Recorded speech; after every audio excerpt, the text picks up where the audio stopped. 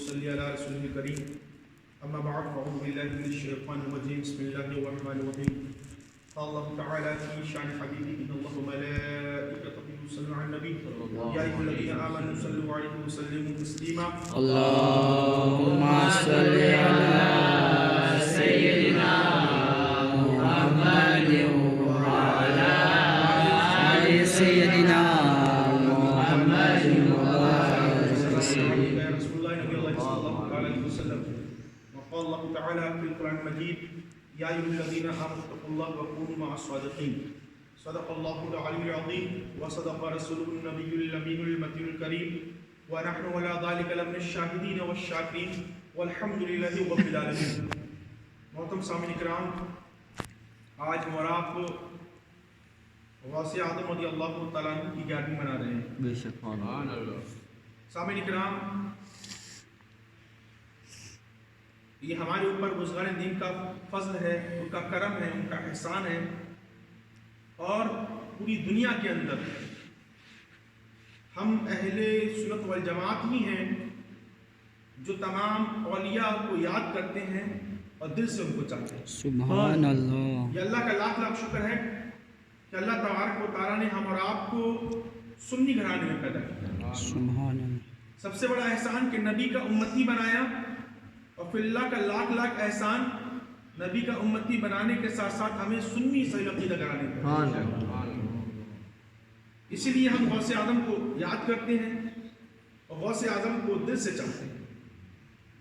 محترم سامعین کرام، اللہ تبارک و تعالیٰ سورہ توبہ کی آیت نمبر 119 میں ارشاد فرماتا ہے یا ایھا الذین آمنوا اتقوا اللہ وکونوا مع الصادقین. اے ایمان والو، اللہ سے ڈرو اور سچوں کے ساتھ رہو. اس آیت کریمہ پر غور کرتے ہیں. اس آیت کریمہ میں اللہ تبارک و تعالیٰ ہمیں کیا بتانا چاہتے ہیں؟ اللہ نے ہمیں اس آیت میں 3 چیزوں کا حکم دیا. 3 چیزوں کا. پہلے ہمیں پکارا ایمان والا کہہ کر، پھر دوسری چیز اتقوا اللہ، تقوی کا حکم دیا. تیسری چیز کونوا مع الصادقین، سچوں کے ساتھ ہونے کا حکم. دیکھیے، سب سے امپورٹنٹ چیز انسان کے لیے کیا ہے؟ وہ ایمان ہے. اللہ نے ہمیں ایمان والا کہہ کے پکارا، یا ایھا الذین آمنوا، اے ایمان والا. یعنی سمجھ میں آیا جو اللہ تبارک و تعالیٰ ہمیں پکار رہا ہے، اس خطاب کے جو مخاطب لوگ ہیں وہ کون ہیں؟ ایمان والے ہی ہیں. اس سے وہ لوگ نکل گئے جو ایمان والے نہیں ہیں. یعنی سب سے ضروری جو ہے وہ ایمان ہے. اب ایمان کیا ہے؟ ایمان جو اللہ کے نبی نے ہمیں بتایا، آمنت باللہ وملائکتہ وکتبہ ورسولہ والیوم الآخر والقدر خیرہ وشرہ والبعث من اللہ تعالی والبعث. یہ ایمان کی پوری تعریف ہے ایمان مجمل. یعنی میں ایمان لایا اللہ پر، اس کے رسولوں پر، اس کے فرشتوں پر، اس کی کتابوں پر، اور تقدیر کے اچھے برے بھلے پر، اور بعث بعد الموت پر. یہ ایمان ہے. ایمان اس کو کہتے ہیں. یعنی اللہ کے نبی نے جو جو بیان فرما دیا وہ آپ کے ایمان میں شامل ہو گیا. اب ایمان والا انسان ہو گیا. اللہ تبارک و تعالیٰ نے اتقوا اللہ، اللہ سے ڈرو. اللہ سے ڈرنا کیا ہے؟ یعنی جن چیزوں کا اللہ نے ہمیں حکم دیا ہے ان چیزوں کو کرتے رہنا، اور جن چیزوں سے اللہ نے ہمیں روکا ہے ان سے باز رہنا، ان سے بچے رہنا. یہ کیا ہے؟ تقوی. یعنی اللہ نے ہمیں نماز پنجانہ پڑھنے کا حکم دیا، یہ اللہ سے ڈرنا. اللہ نے ہمیں روزے رکھنے کا حکم دیا، یہ اللہ سے ڈرنا ہوا. اللہ نے ہمیں حکم دیا کہ اگر آپ کے پاس اتنی آپ کی فائنینشیل کنڈیشن اسٹرانگ ہو کہ آپ کی ضرورت اصلی سے ہٹ کر آپ کے پاس پیسہ ہو تو آپ ایک بار زندگی میں حج کرنے جائیے. یہ اللہ نے آپ کو حکم دیا، یعنی حج بیت اللہ کرنا. پھر کیا؟ اگر آپ کے پاس مالک نصاب آپ ہو گئے، اور جب مالک نصاب ہوئے اور اس مال پر 1 ایئر کا عرصہ گزر گیا تو آپ کے اوپر اپنے مال میں سے 2.5% کیا ہے زکوٰۃ نکالنا. یہ کیا ہے؟ اللہ سے ڈرنا، یعنی فرائض واجبات کا ادا کرنا، سنت موقدہ کا ادا کرنا. یہ تمام کیا ہیں؟ اللہ سے ڈرنے والی چیز، اللہ نے جنہیں ہم چیز کا حکم دیا. اب انسان اللہ سے ڈر رہا ہے اور اللہ نے ہمیں روکا کس چیز سے؟ شراب سے. جتنی بھی نشیلی چیزیں ہوتی ہیں جو انسان کے ہوش و حواس کو خراب کر دیتی ہیں، ایسی نشیلی چیزوں سے ہمیں اللہ تبارک و تعالیٰ نے روکنے کا حکم دیا. چاہے وہ شراب ہو، اور آج کی جنریشن کے لیے چاہے وہ ڈرگس ہو، چاہے کسی طریقے کا نشہ ہو جو انسان کے ہوش و حواس کو کھو دیتا ہے، ان تمام چیزوں سے روکنے کا اللہ تبارک و تعالیٰ نے ہمیں حکم دیا. یعنی جتنے حرام کام ہیں، گناہ کے کام ہیں، ان تمام چیزوں سے روکنے کا نام کیا ہے؟ تقویٰ، اللہ سے ڈرنا. اب دیکھیے انسان ایمان والا بھی ہو گیا، تقوی والا بھی ہو گیا، نماز بھی پڑھ رہا ہے. تیسری چیز اللہ نے ہمیں کیا حکم دیا؟ کونوا مع الصادقین، سچوں کے ساتھ ہو. دیکھیے ایمان سب سے ضروری. اب انسان نمازیں بھی پڑھنے لگا. اللہ نے سچوں کے ساتھ ہونے کا حکم کیوں دیا؟ اس کے بارے میں غور و فکر کرتے ہیں. میرے دوستو، جب انسان ایمان والا ہو جاتا ہے، ایمان والا ہو گیا تو حقیقت میں وہ انسان بن گیا. ایمان والا ہو گیا، حقیقت میں وہ انسان بن گیا. اب وہ نمازیں بھی پڑھنے لگا، نمازیں پڑھنے لگا. اب شیطان بہکانے لگا انسان، شیطان پریشان کرنے لگا.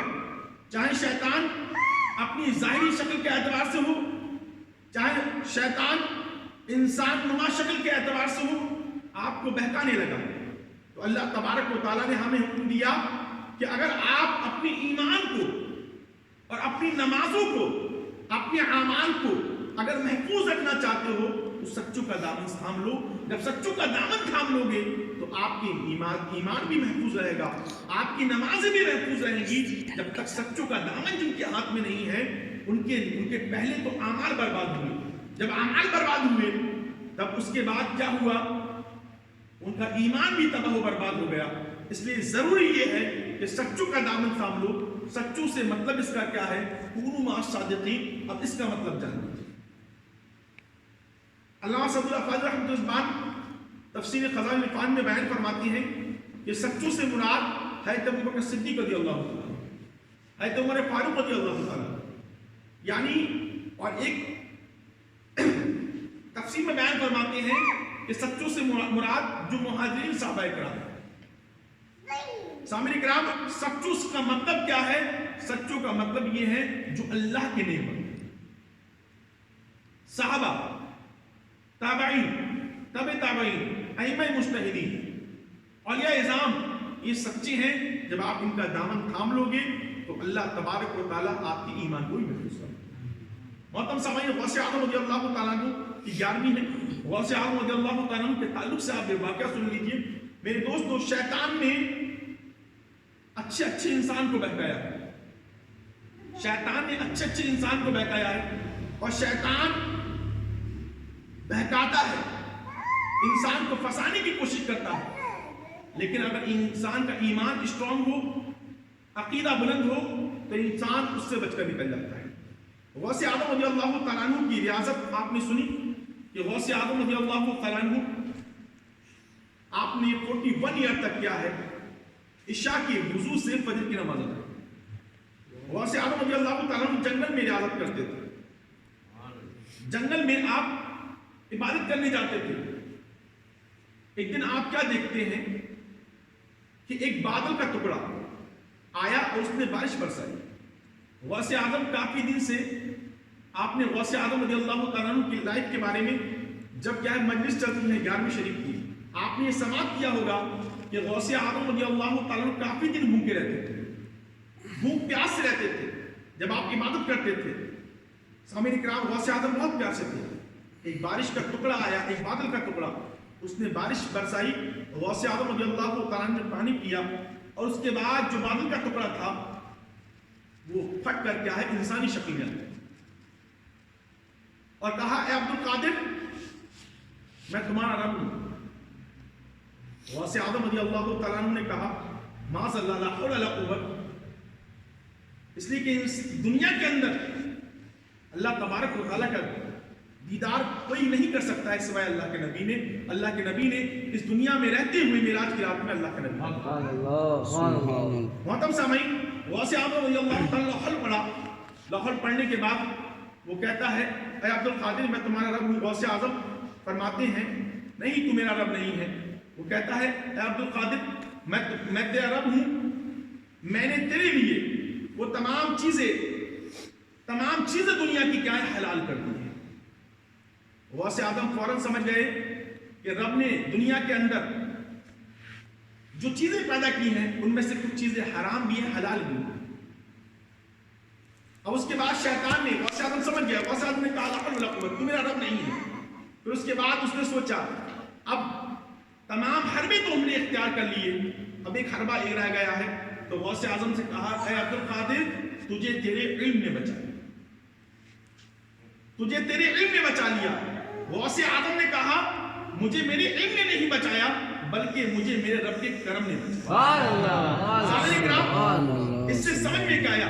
غوث اعظم کی لائف کو آپ اٹھا کے دیکھیں, اس سے سمجھ میں آیا پہلے تو انسان کے پاس اعمال ہو, اعمال کے ساتھ ساتھ علم بھی ہونا بہت ضروری. بے شک غوث اعظم نے اپنی علم کی بدولت سمجھ لیا, لیکن اگر انسان کے پاس علم بھی ہو, علم دولت, اگر انسان کے پاس تکبر آ جاتا ہے تو میرے دوستو اگر انسان کو بچا سکتا ہے تو رب کا فضل نہیں بتا سکتا. آج ہم دیکھیں اپنی سوسائٹی میں, معاشرے میں دیکھیں, ہمارے پاس اگر تھوڑا سا علم آ جاتا ہے تو ہم کیا ہے جو کم علم ہوتے ہیں ان سے تکبر میں بات کرتے ہیں, ان سے گھمنڈ میں بات کرتے ہیں. اگر ہمارے پاس تھوڑا پیسہ آ جاتا ہے تو ہم تکبر میں بات کرتے ہیں, گھمنڈ میں بات کرتے ہیں. میرے دوستو اب ہمارے کچھ بھائی نمازی جو ہوتے ہیں, نماز پڑھنے آتے ہیں اور جو بیچارے کبھی کبھار نماز پڑھتے آتے ہیں ان سے تکبر میں بات کرتے ہیں, گھمنڈ میں بات کرتے ہیں. میرے دوستو یہ تکبر, یہ گھمنڈ اللہ تبارک و تعالیٰ کو بالکل پسند نہیں ہے.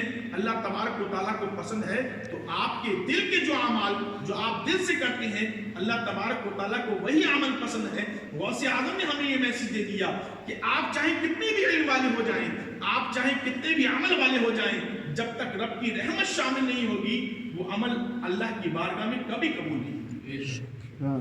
میرے دوستو اس لیے ضروری یہ ہے کہ ہم نمازیں بھی پڑھیں تو رب کی رحمت کو شامل کر کے نمازیں پڑھیں. ہم کچھ بھی تلاوت کریں رب کی رحمت کو شامل کر کے تلاوت کریں اور اللہ تبارک و تعالیٰ سے دعائیں کریں اور بزرگان دین کے وسیلے سے دعائیں کریں. اللہ تبارک و تعالیٰ آپ کی دعاؤں کو ضرور قبول کرے. میرے دوستو غوث اعظم کی زندگی کا آپ نے واقعہ سنا لیا.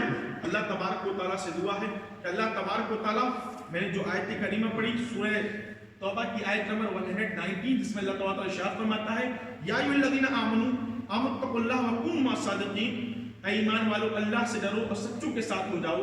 اللہ تبارک و تعالیٰ اس آیت پر ہمیں عمل کرنے کی توفیق عطا فرمائے اور اس آیت کے مطابق یعنی سچے جو ہیں, جو اولیاء اعظام جو ہیں, انبیاء اکرام جو ہیں, صالحین جو ہیں, صدیقین جو ہیں, ان کی زندگی کے مطابق اللہ تبارک و تعالی ہمیں اپنی زندگی گزارنے کی توفیق عطا فرمائے. ایک بار کلمہ شریف کا ذکر کیجیے, لا الہ الا اللہ محمد رسول اللہ صلی اللہ علیہ وسلم. استغفر اللہ.